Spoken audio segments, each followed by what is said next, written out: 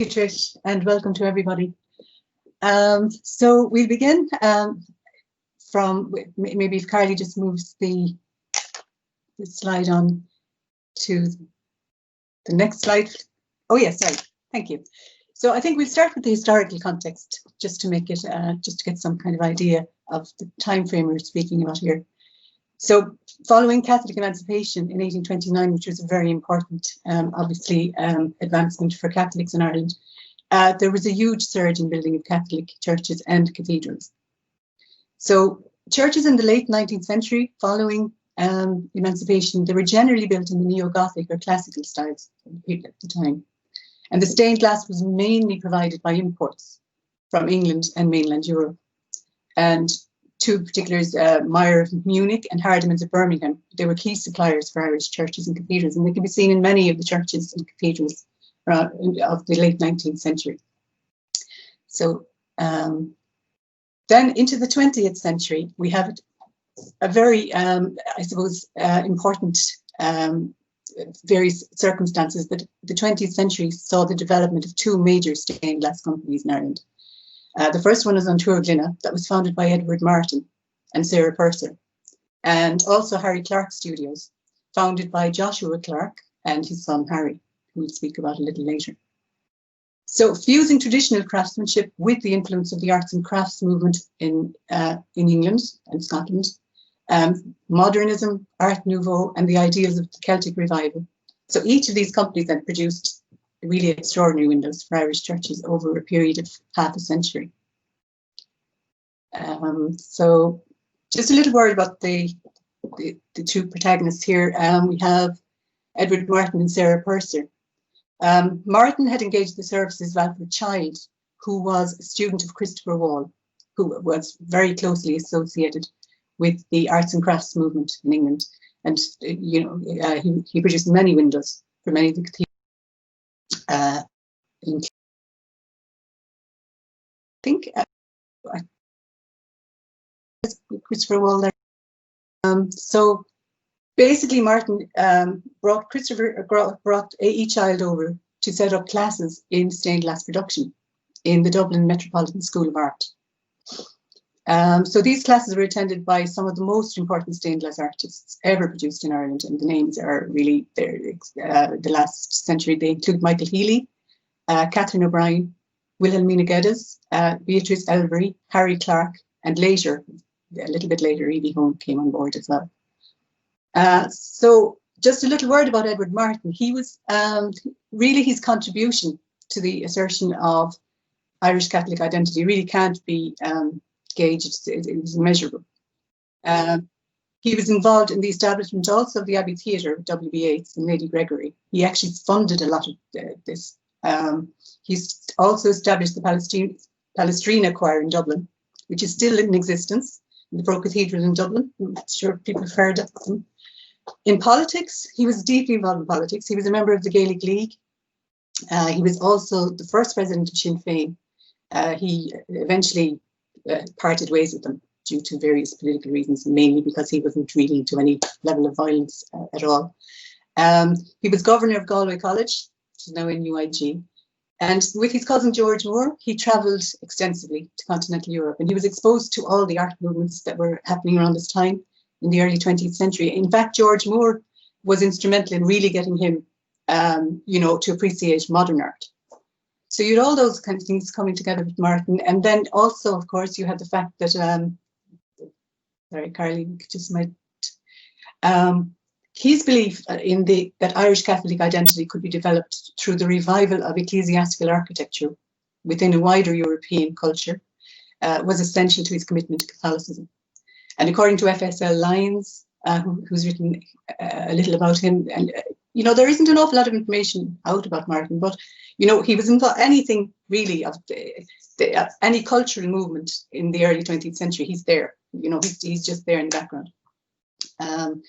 But he's, according to FSL Lyons, he's part of a neglected chapter, the intellectual history of modern Ireland. I suppose mainly because really, I suppose W.B. Yeats, Lady Gregory, and you know, they really dominated the scene, and he was very much, even though he was very much part of that group. And in fact, when the arrangements for the the setup of the Abbey Theatre, I think Martyn was actually the one to suggest it, as far as I know, and he certainly supplied a lot of the money. And he also wrote plays that were performed in the Abbey. So really, he was a very, very widely, very cultivated individual. And as Lyon said, he was Catholic, devout, rich, and cultivated. And when was the last time we heard those four words together? So it was an unusual combination. He died in 1923, having witnessed some of the most turbulent times in Irish history. And just one, I suppose, to explain how he managed to be so wealthy as a Catholic landowner at this time in Irish history, it's just a little bit of background. His family went quite far. You know, they had a long history in Galway, and one of his ancestors had been involved in saving a group of Protestants who saved their lives during the time of the Williamite Wars. And as a result, Queen Anne at the time, through an act of Parliament, exempted the family from, having to part with their land or give up their land or their property during the penal laws. And this was, Martyn had on his wall, he had the charter for this, that his family were entitled to keep their land in perpetuity, really. So it was due to this particular, act of, I suppose, kindness that his ancestor had become involved in, that they ended up keeping their land. So therefore, he was quite a wealthy man, and he had a castle in Tulira in County Galway, where all the members, all these people met. Yeats, Lady Gregory. He was a neighbour of Lady Gregory's. They had dinner together constantly, etc. So it was a very sort of a small little group of people that were really, really very concerned about Irish identity. On his part, he was a Catholic, so he was bringing that to the table. So, yes, sorry. So here we have, this is the Dublin Metropolitan School of Art, where the classes were set up, the stained glass classes set up. And this is a group photograph. It includes Harry Clarke in the back, just here. Also, I know that Wilhelmina Geddes is there, and Catherine O'Brien. I think this is Catherine O'Brien. And Margaret Crilly, who was actually, married Harry Clarke eventually. And it was taken in 1912. I suspect that Michael Healy is there in the photograph, but I couldn't possibly tell you where, because it's actually very hard to get any information, or I couldn't get an image of Michael Healy at all. So I assumed that maybe he's in the group, but we'll just have to assume that. So, okay, so that's leading us to Loughrea Cathedral. The foundation stone was laid in 1897. It was completed in 1903. So that totally coincides then with the early years of the Irish Cultural Revival. And it just happened to be just the right timing for the stained glass windows and the stained glass studios that had been formed on Tuaglina. So basically it was decided that, the windows would be exclusively executed by A.E. Child and the artists of Tuaglina for Loughrea. Again, I think Martyn funded a lot of this, his money went into it. Two of the other very important individuals involved in this were Bishop Healy, who was the Bishop of Clonfert at the time, and Father Jeremiah O'Donovan, who was a curate.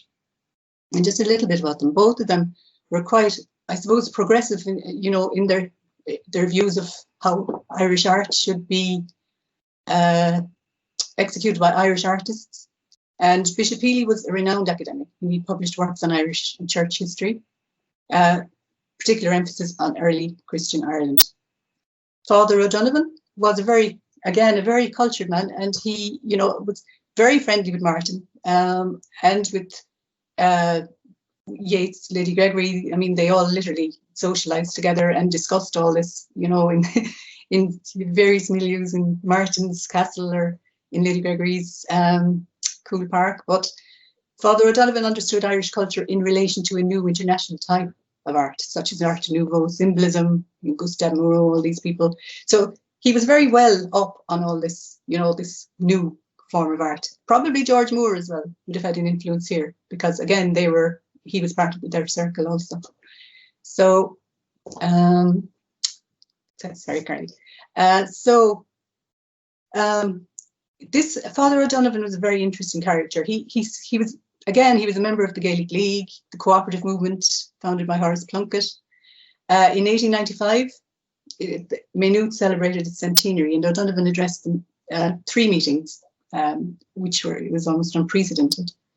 So in June 1901, he addressed a meeting on ecclesiastical art, in Maynooth. And really this meeting, what it did is it called for a new start in decorating churches with Irish art by Irish artists. He really, came down really heavily on this, importing art from abroad. And it was quite, it was very well, how would you put it? It was given a lot of, sorry. It was, just moving on. Bishop Healy was sympathetic to the idea of employing Irish artists to decorate the new cathedral in Loughrea. So you had all these factors coming together to, form this whole idea. So sorry, Carly, can we just... So again, this idea to develop Irish art in international style. And again, Father O'Donovan, just to give some background to him as well, what happened eventually, he was a curate in Loughrea, and he was also a writer. He contributed to many of the Irish revival journals and reviews of the day. But he said he spent 7 years as a priest in Loughrea. But later, what happened, it's very sort of strange. After about 7 years as curate there was a change. Bishop Healy, who they were very simpatico, the two of them in their whole ideas. Bishop Healy he became Archbishop of Tuam, and the new bishop arrived, and they just didn't hit it off at all. What seems to have happened is that the new bishop, Bishop O'Dea, I don't think was too pleased with his association, and constantly going off with these people, Lady Gregory and Yeats and all this, and probably felt he was neglecting his pastoral duties, something like that. But they clashed, and eventually he left Loughrea. And what we know about it, there's a great documentary actually on RT Radio 1, the documentary on 1, about Gerald O'Donovan as he became the writer Gerald O'Donovan.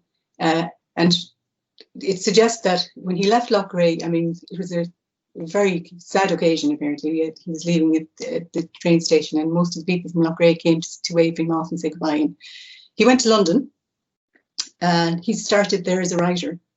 Gerald O'Donovan. He tried to get work there, but he couldn't really manage that, and he left the priesthood. So he eventually got married. He had 3 children. He started to work in the War Office during the war. He apparently in the Italian department. He must have had fluent Italian, but there he met then the writer Rose Macaulay, who was one of the Bloomsbury set as well. So, and they were together. They were associated with each other for 20 years or so. He died in London in the 1940s, 1943, I think. But he just, he did 2 lives really, or 3 lives, in fact, really. So, and he was also the friend of George Moore and Yeats. They kept up the correspondence with him. George Moore visited him in London. Yeats wrote to him. So, he was just really a key figure in the cultural revival in the early 20th century as well. So, now back to the windows. So, that's just the background really for Loughrea. So in the Agony in the Garden, which was the first window really, one of the earliest windows executed in Loughrea in 1903 by Alfred Child, who had come over to teach the stained glass art, the art of stained glass. So what you have here essentially is it's taken from the biblical narrative.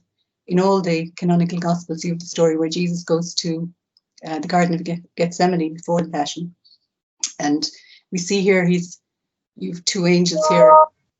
Sorry, where he speaks about the cup.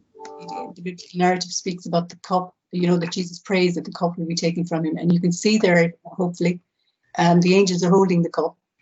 And in the background, you have the garden, and an interesting detail. You have the crown of thorns an allusion to the crown of thorns there. If you see all the thorns around the, just there, and the sundial, which seems to suggest the hour, that his hour has come, which will be taken from John's Gospel. So there's a lot of biblical material here, really, and a very literal reading from the Gospels, and obviously shown in the detail here. Might just move on there, Carol, if you don't mind. Thanks. So again, yes, the Gospel narratives appears in all canonical Gospels, and they're just the references there. So anyone wants to look them up.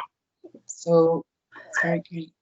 Okay, the next one then that we're going to look at is the baptism of the Lord. Again, a child, and you can see the style. What I really want to draw attention to here is the early style of Alfred Child, 1904. As I said, he was a pupil of Christopher Wall, and they emerged from the arts and crafts movement. And again, it's a beautiful, beautiful window. And the style is very much in the arts and crafts style. It's taken from the Gospel narrative, again, the baptism, which appears in all the Gospels, but it's particularly, you see there, it's, again, it's very close to the biblical text. You have Christ in the Jordan, you have John the Baptist standing over him, and you have the detail there where we're told in Mark's Gospel that John wore a coat of camel hair, and he ate honey and locusts. So you see the little thing there on the coat with the belt around and the little holder there for the honey. So just all these little details are very, captured very much. And just to point out one other little thing. You see here the halo around Christ. There's, I don't know if you can see it, but there are little thorns, a little crown of thorns kind of inserted in the halo, which is, again, it seems to have been a motif running through the work of Child. And again, we could be related to, I know there was an association and a connection with the Catholic renewal in France. Many of the intellectuals, the artists, etc., and poets and writers in France many of them had converted to Catholicism. And there was this motif of crown of thorns was very much part of that. The idea of souffrance, it's called it, suffering, and the crown of thorns became an emblem for that. Even Jacques Martyn's wife, Raissa, wrote a poem about the crown of thorns. So it just seems to have been a motif that ran through that, and because really it's not a part of the biblical text, but it's just a little addition in there. So sorry, Carla, can we just move on? So again, you can see then here we have another window, Child and Purser executed this. It's the Nativity window, and it's in the East Transept in Loughrea. Again, you can see it's the infancy narratives of both Matthew and Luke, because here in the central, it's a 3-light window, and in the central panel, you have the actual nativity scene. See there, I hope. And on the top here, you have the shepherds. The angels there are addressing the shepherds, taken from the Luke's Gospel. You also have the 2 top panels here from each of these lights. You have Mary, the Annunciation, Mary and the angel here. Further down, then you have again taken from Luke, and from here you have the adoration of the Magi, which is taken from Matthew, and the adoration of the shepherds, taken from Luke's account in the infancy narrative. Here you have the escape to Egypt, again from Matthew's Gospel, and you have, the visitation just appears here. Seemingly, I don't know why it's actually there, but anyway, again taken from Luke, and here you have the presentation in the temple, taken again from Luke's Gospel. So really, this window is a mixture of both Matthew and Luke's infancy narratives, and scenes from both. And it's you can have underneath, which we can't see here, but it has the Latin text from some of the actual the biblical narratives here as well. So that's from 1912, and you can see the style is pretty much similar again to the previous windows that were. So we might move on just a little, and we'll see. I want to speak a little bit about Michael Healy before we start to look at the windows that he executed. Again, he was born to a working class family in a tenement in Dublin's inner city in 1873. but he showed a very early talent for drawing. Apparently he bought coloured pencils, you know, from the time he was able to talk, really. So he began his artistic career drawing for the Irish Rosary, which was a periodical of the time. And he was so talented that the editor, Father Glendon, arranged to have Healy sent to Florence and to study at the life school of the Accademia di Belle Arti for 18 months, which was an experience that was to have a profound influence on his artistic development. And again, that idea just to, I suppose he came back to Dublin. You can imagine, after spending 18 months in Florence, being exposed to all this beautiful art in Florence, he attended the school every day. When he returned, I could imagine that it must have been a little bit of a shock to his system back into the Dublin of the early 20th century. The Dublin Joyce describes as, as being in a state of paralysis. So it must have been a bit hard, I'd say, facing back into Dublin. But apparently what he did was, for the rest of his life, after that trip to Florence, every morning when he got up before he went to work, he read Dante's Inferno, a piece of Dante's Inferno in Italian, apparently. So he obviously picked up Italian while he was there for the 18 months as well. He was also a fluent Irish speaker. So really an extraordinary man, but extremely modest, apparently, very low key. The art critic, Thomas McGreevy, who wrote a lot, who critiqued a lot of the art at the time, describes going to the studios, which were based in Pembroke Street in Dublin, I think. And he would observe, the artists working and their various pieces that they were on. And he noticed that Healy would always be kind of there in the background. The others would be, off chatting away. Sarah Purser, would be there introducing various pieces. But Healy was always just very much in the background. But this is one of, again, the first windows that he executed. And it's the Holy Family, 1907. And you can see there, it's like a lovely domestic scene with Mary, the Christ child, looking up intently, and Joseph. And we see here Mary is sewing. She's sewing a piece of garment here. And this, McGreevy suggests that this is a reference to the tunic that Christ wore at the time of his passion. The tunic sewn in one piece that they cast lots for, rather than cut into pieces. And again, I mean, there is a precedence for this in medieval art. Chartres Cathedral has a statue of Mary sewing. So there is that kind of theological idea behind this, that in fact it's Mary, it's kind of a metaphor for the incarnation, this idea that Mary was sewing the tunic that Christ would wear. So again, connecting with the childhood to the passion and that whole idea. So it's not an outrageous idea that this is actually what this is representing here. So we'll just move on from it. This then, you can see the style is changing here. This is 1928. There was a big gap in Loughrea as well. Obviously, the political situation in Ireland became untenable for the artists to produce anything between, following 1916, then you have the Civil War and etc. We know all the history there. So there was a bit of a break. And then in 1928, this was commissioned possibly in response to the institution of the Feast of Christ the King by Pope Pius XI in 1925. And it's Christus Rex, Christ the King. And it's a beautiful, it's stunning, really. The colours are amazing. He's working on this aciding technique that he did, which makes everything look really as if it's shimmering.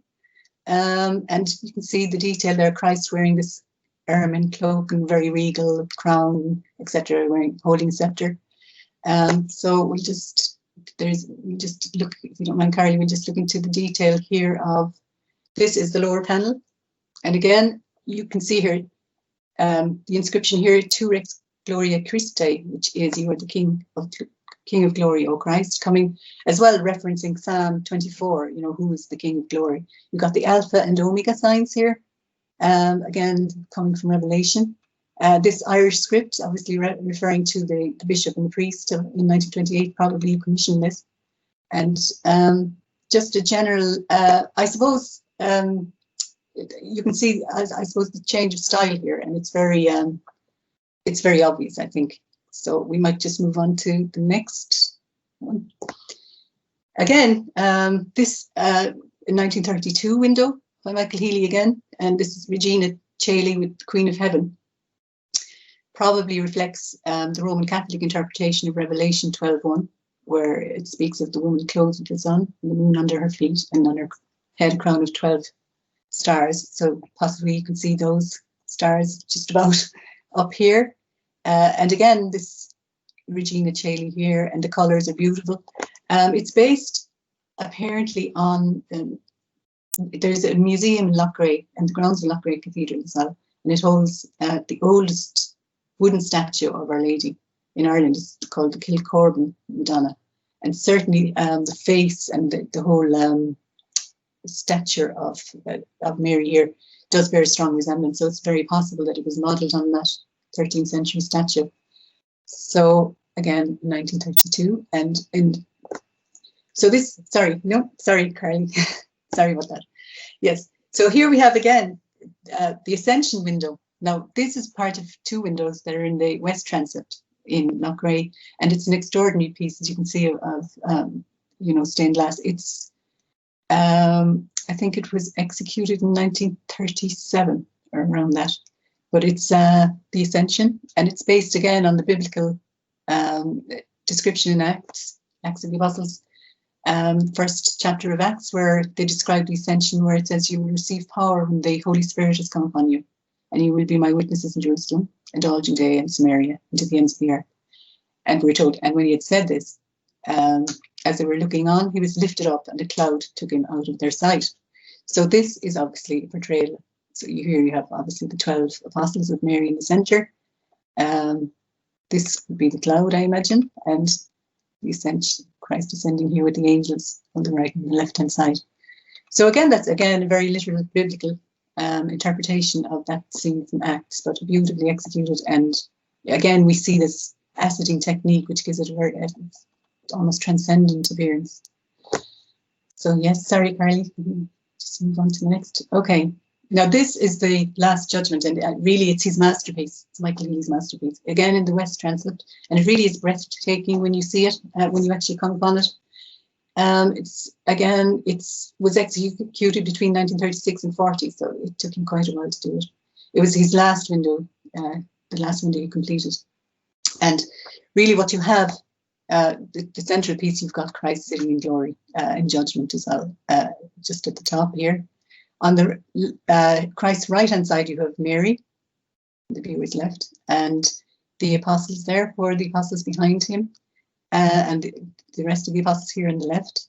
Here you have the angels, according to the book of Revelation, the angel holding the book of life in the centre, which holds the names of the just, the saved, people who will be saved.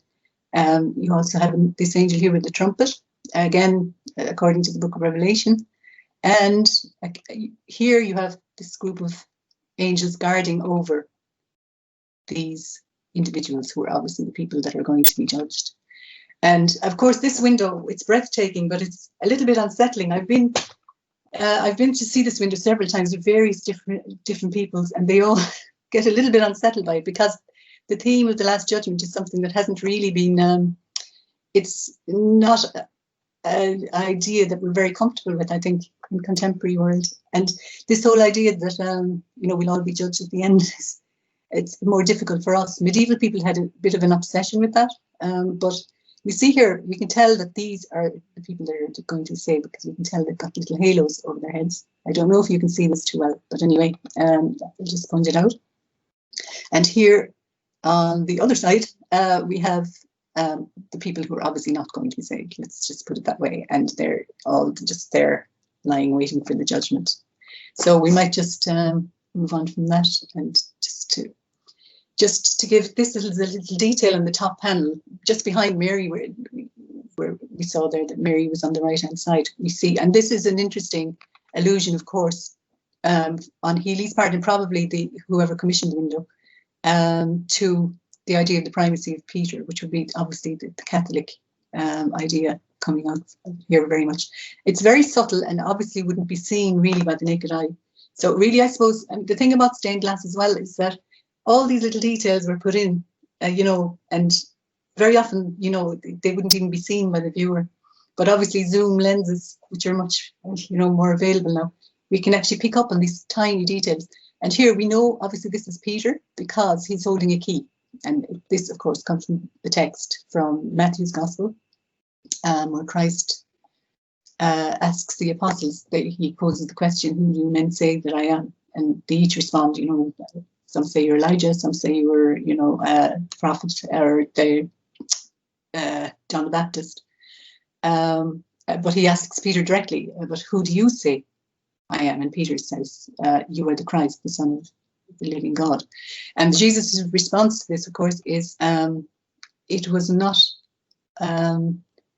human. It was not a human idea that gave, but it was from my Father in heaven, basically, that gave you this response. And what he says essentially is, thou art Peter, and upon this rock I will build my church, and the gates of hell shall not prevail against it. And then he says, and I will give you the keys to the kingdom of heaven. Whatever you bind on earth will be bound in heaven, whatever you loose on earth. So this is obviously an allusion to that, taken from Matthew 16, 17 to 19. And again, just pointing out really the whole idea of the primacy of Peter in a Catholic context, as Michael Healy would have done.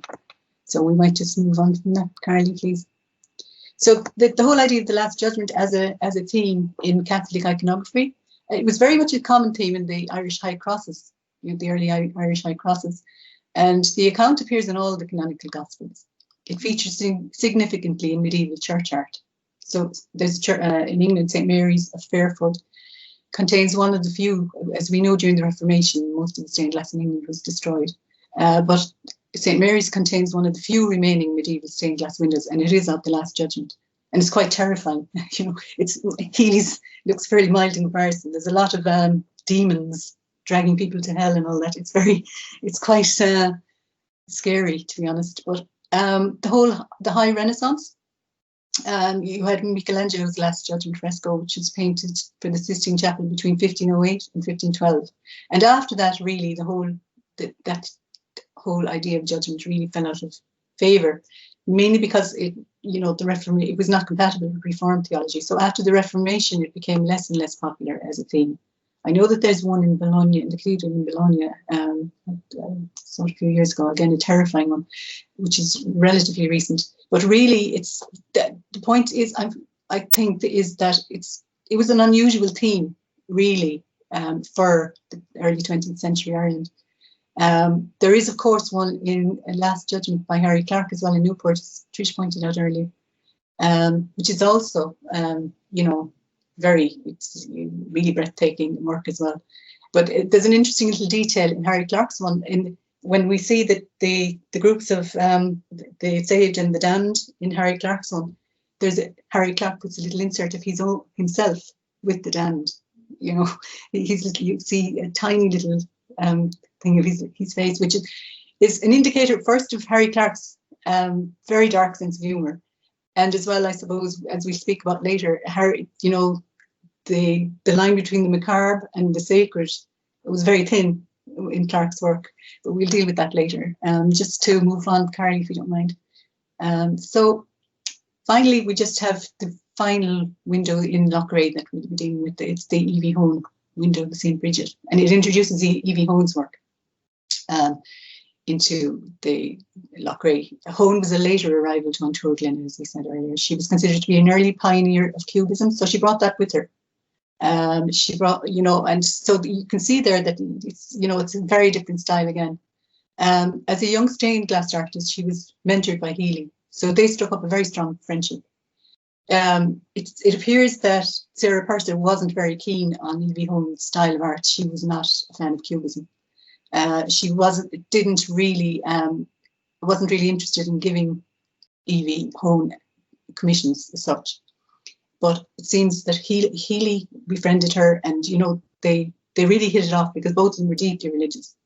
Evie Hone was Church of Ireland, and he was very strong Roman Catholic, but you know, their religious sensibility, they just clicked. And she was coming from the French background. You know, she was a a pupil of Albert Glaze in France, and she was, you know, an admirer of Georges Rio, who was, again, French, very stained glass artist as well in France. And he was coming from more the Italian side. So, but they both obviously, you know, fused their ideas, and, you know, they were going to set up a studio apparently as well, the two of them, before Michael Healy died prematurely in 1941, I think. So, sorry, Hone's conversion to Catholicism in 1937 may be attributed to Healy's influence, because she did convert, and which is, I would imagine that it had something to do with Healy. So we might just move on, please, Carly, thanks. So the next real exemplar of, you know, that very strong influence of, you know, the Irish revival really would be found in the Hone Chapel. And the church there was constructed, it was really constructed to serve the religious needs of the Catholic students of Cork University, which is now UCC. And so just move from that onto, again, another very strong character behind all this, Sir John O'Connell. Again, like Martyn, he was committed to the ideals of the Irish cultural revival, and he was the administrator of the bequest of the Honan family, who were a merchant family, really, who had strong associations with Limerick, actually. He set out to decorate the church with the best of Irish craftsmanship. And obviously, the Antwerp Glynna would have been very much on his list. So they were commissioned to do most of the stained glass, and then he also commissioned a window from the Harry Clark, who was just emerging really as a stained glass artist. But what really happened is that he more or less outshone Antwerp Glynna, much to Sarah Purser's annoyance, and he ended up doing most of the windows in Hone Chapel. So we'll just move on and we'll just have a look at some of them. Just a bit of background information on Harry Clark. He was born in Dublin on 17th March 1889, and he attended classes as well in the Metropolitan School of Art, established by Martyn. He was also apprenticed to his father's studio, so he learned a lot there as well. His father was a stained glass artist too. In 1916, he was commissioned by Sir John O'Connell to produce stained glass for the Home Chapel and to supplement initially the work of Antwerp Glynna. So we might just move from there, Carly, please. That's just the chancel there. I don't know, most of you are probably familiar with the Home Chapel. It's really beautiful. It's everything about it. It's just so, the craftsmanship is extraordinary. From the woodwork, you know, you see the floor there, it's the mosaic floor. It's just really beautiful. And at the back here, at the chancel, you have the first window, the child window, the Christ the Redeemer. You can just see it there. Just move on, just to look at the detail of that. Again, this isn't a great photograph because, you know, it's not taken at a great angle, but it is a child's first window for the Holy Chapel, Christ the Redeemer, and just to give you some indicator of there. And then we'll show the you know, the contrast between that early work and the later windows. We'll just move on, Carly, to this would be the Harry Clark. This would be over the entrance to the Honan Chapel, and what we see here are the three patron saints of Ireland. So you've got St. Patrick in the centre, St. Bridget there on the left, and St. Columkill. Each of these, of course, you've got the central figure of the saint, and then surrounding that, you have details in their lives, which we won't have time really to go into, but you know, there's quite a bit of detail here, various narratives, you know, the hagiography of the time, you know, all the various stories about the saints. But the point is that really, because the Honan Chapel was, it functioned as, you know, the chapel for the Munster students. All the saints of Munster are portrayed here, basically, by the stained glass artists. So you have, sorry, just move over, Carly, please. Except for a few windows around the altar. So you have this one, Our Lady of Sorrows by Harry Clark, again, one of his, built in 1916, one of the first windows as well. And again, a beautiful, now it's not a great photograph because, you know, the thing about photographing stained glass is the light has to be with you, and sometimes it can be very difficult. But this window is, it's actually near the altar, and when you're looking at it, there's an extraordinary sort of, there's a tree outside, right directly outside this window, and if the sun is shining in a certain way, And you know, that ripple effect and that kind of effect of leaves, and when you get that kind of shimmery effect, it can be an extraordinary effect coming through, and when it shines right through. So it's beautiful if you're ever there, and or you have been there, just to revisit that. It's really beautiful. So can we just move along a little bit there? Sorry, this then is St. Ita, who's associated, as we know, with Limerick, Healy. And the same idea, saint in the centre, it's Harry Clark, obviously, and we have details here from her life as well. So just to give you some idea, you know, I won't go into the details, the background of some of these, but we just move on to the next one. This is from St. Coleman. I'll just show you this because just to show that, you know, the whole Irish background here. A.E. Child and Michael Healy, between them, I think, executed this. Would have been an early Healy one as well. So this Irish script, taken from Psalm 108, I will sing and give praise, awake, psaltery and harp. And again, this would refer back at the actual detail in these windows is extraordinary, and the research that must have been done into the lives of the saints. St. Coleman was very much associated with music. He was considered to be the bard of Munster before he became, you know, he went into holy orders, whatever. So again, that's a reference to that situation. And again, it shows the detail and the amount of research that was, you know, the planning that went into the windows. So can we just move on, Carly, to the, again, two other windows. Most of you have probably seen all these, but we just, you know, have a look here. This is St. Finbar, patron saint of Cork, on the left, and we have St. Albert, the patron saint of Cashel, on the right-hand side here. And again, all the details around, you know, what the various stories. If we had longer, we could go into that, but not today, obviously. St. Gobnet, then, associated with Ballyvourney in County Cork, and I think one of the Aran Islands, I think, in Ishmore. Now, again, this is a very, it's a brilliant window, but some people find it a bit, they find it a bit scary. I don't know what you think, but it's the style, you know, and the kind of, as I say, there's the kind of, the macabre is very much part of Harry Clark's work. And she was a patron saint of beekeepers, and there are various little motifs, little bees around the window. If we move on to the next, we might be able to see it better. The bottom panel of this, the St. Goblet window, it's referring to a story, a tradition that her abbey was, basically thieves tried to attack it, and she sent her bees to attack them, and they fled in fright. And you can see her here in the left, and here's this particular thief running, and you've got bees, you can see there, this whole motif of bees running through it. So that's, again, you know, a very obvious reference to, you know, the whole reason of saints circulating, and that, you know, that they had read up on. Just shows them, again, the amount of detail and the amount of, you know, research that had gone into the windows. So can we just move on again, Carly, please? So again, another one, St. Flannan of Killaloo. This is, you know, a different style again. You can see this is executed by Catherine O'Brien, who lived in County Clare. And we'll just move on to the next one, which is St. Munchin. We'll give a little bit of time to this because St. Munchin was the patron saint of Limerick, as you probably know. And again, by Catherine O'Brien. Here we have the window on the left, but again, a little detailed, the lower panel here. What we have here is this tradition or story, legend really, about St. Munchin, that the abbey had a reputation in Mungret, the abbey in Mungret had a reputation for great learning, and that a group of monks from another monastery decided to challenge the monks in Mungret to, you know, a test, you know, to prove that their learning was as reputed.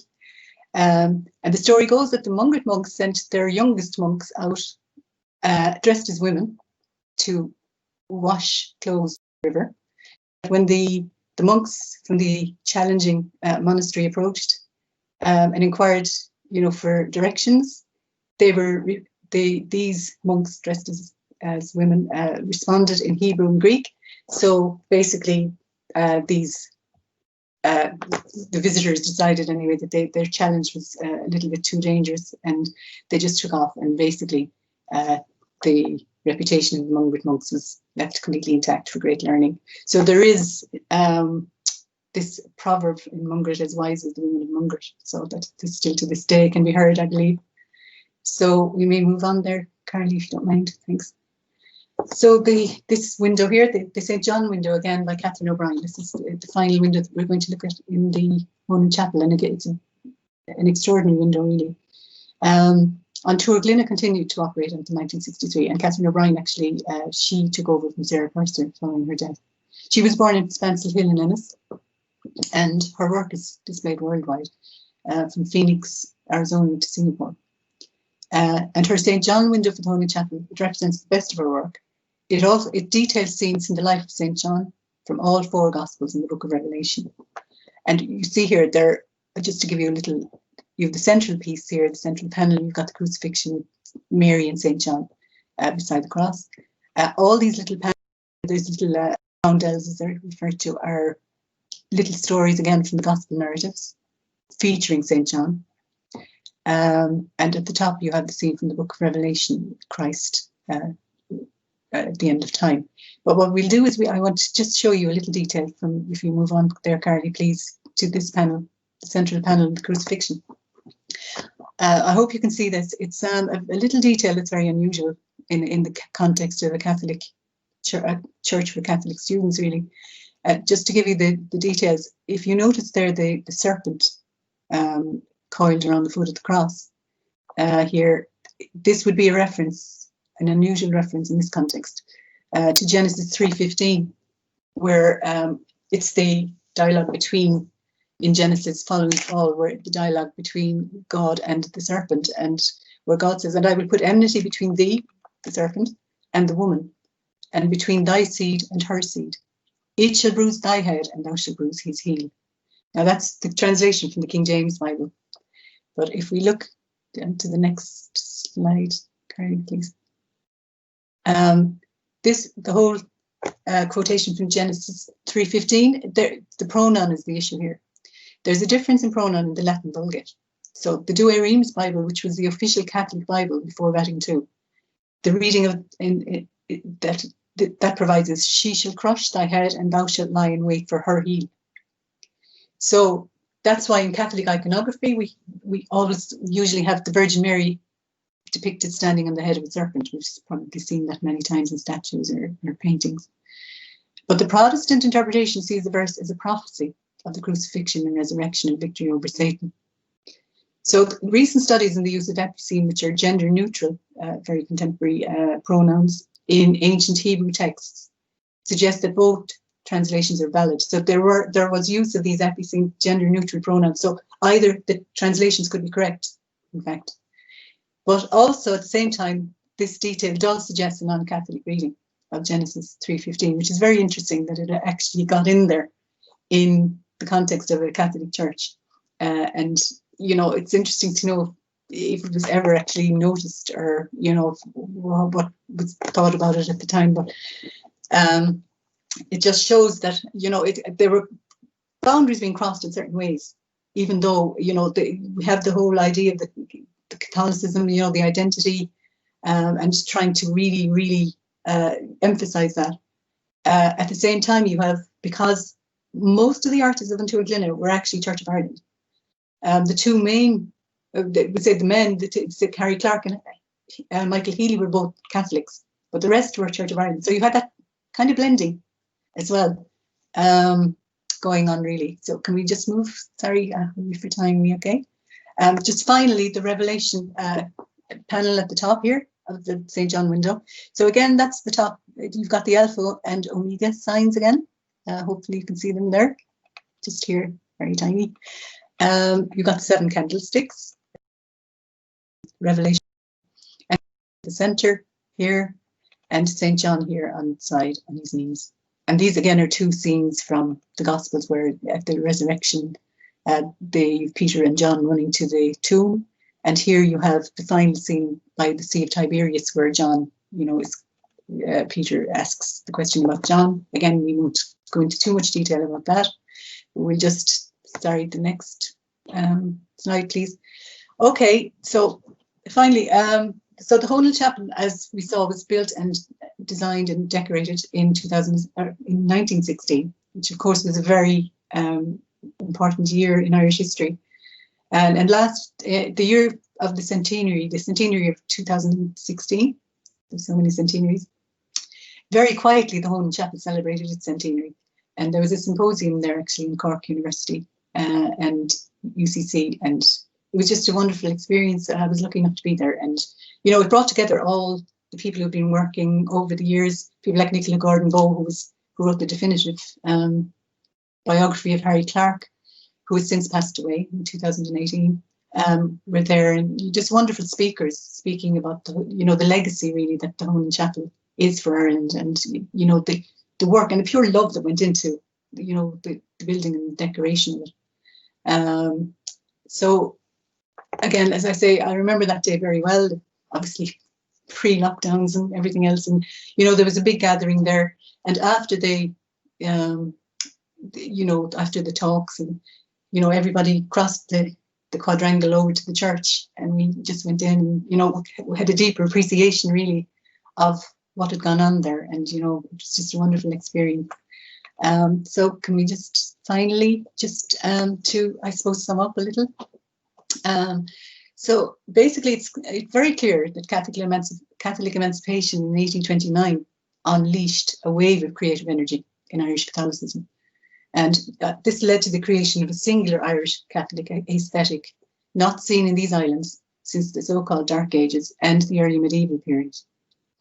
So this creative energy, well, it was extremely inclusive because it incorporated influences of early Irish, Christian and medieval Renaissance iconography, also contemporary movements, art movements such as Art Nouveau, Art Deco and Cubism. There was an influence coming obviously from the continent, you know, from whatever was going on there. And there was, you know, the French Catholic background as well, which was having a revival.